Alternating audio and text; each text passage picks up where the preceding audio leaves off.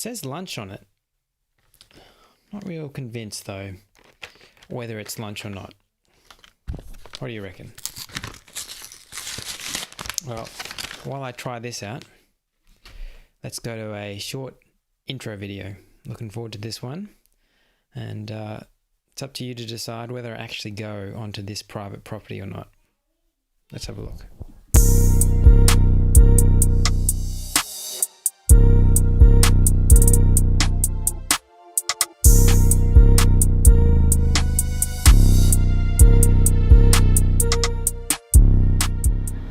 What side of this fence are you living your life on?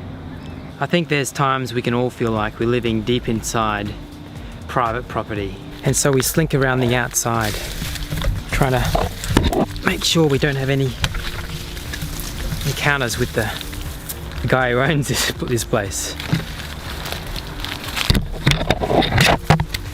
Keeping a low profile, I guess. We don't want to be set upon by dogs, etc. We all have things we're ashamed of, especially if we were to come face to face with an all-knowing God, a perfect God who sees to our very core. It's an intimidating thought, and I think a lot of people feel that way about God. We don't want to get too close because we feel we might be exposed. We feel vulnerable. We feel ashamed. The good news is, because of this guy called Jesus, we don't actually need to hide. It's like he's the guy who's gone ahead of us into this private property that we found ourselves on. And he's cleared it with the guy who runs the place. We're all good. We can enter in. We don't have to go even through the back gates anymore. We go through Jesus. We go through the front entrance.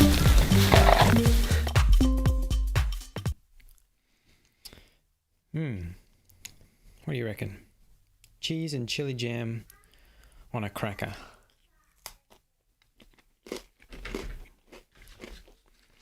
They claim it's lunch. Not so sure.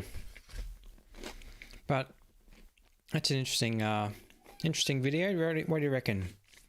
Was it actually on private property at any stage in that video? I'll let you be the judge. Don't want to incriminate myself.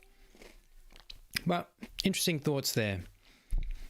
Be interested to hear what you're thinking. Watching the comments and the chat. Love to hear your questions. But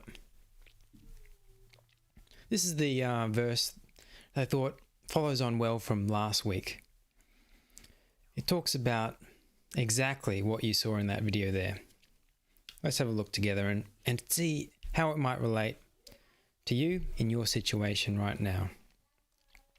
Nothing in all creation is hidden from God's sight. Everything is uncovered and laid bare before the eyes of Him to whom we must give account. What's that saying? Well, it's saying we can't hide from God. It's like the big spotlight is on us. There's no escaping the fact that God sees everything about us. And second to that, we must give account to Him. The way we live our lives, we've got to stand before God one day. And that's an interesting thought. I don't know how you feel about that. But here's the good news. Therefore, since we have a great high priest who has ascended into heaven, Jesus, the Son of God, let us hold firmly to the faith we profess. For we do not have a high priest who is unable to empathize with our weaknesses, but we have one who has been tempted in every way, just as we are, yet he did not sin. Let us then approach God's throne of grace with confidence, so that we may receive mercy and find grace to help us in our time of need.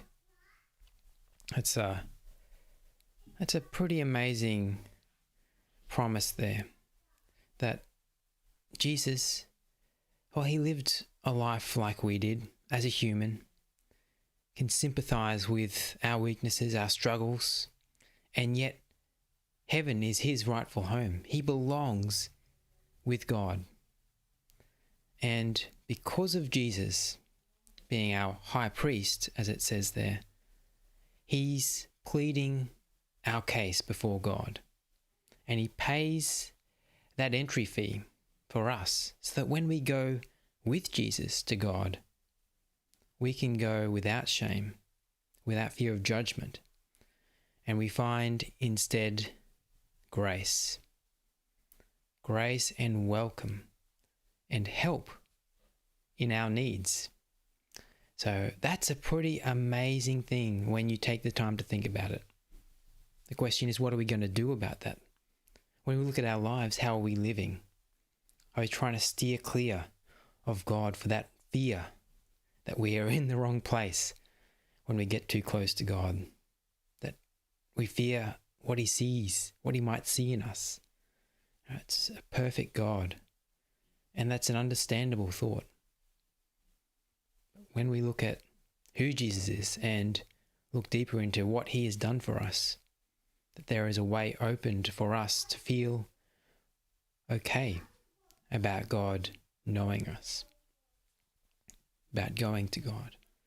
It's an amazing thing to know God's help.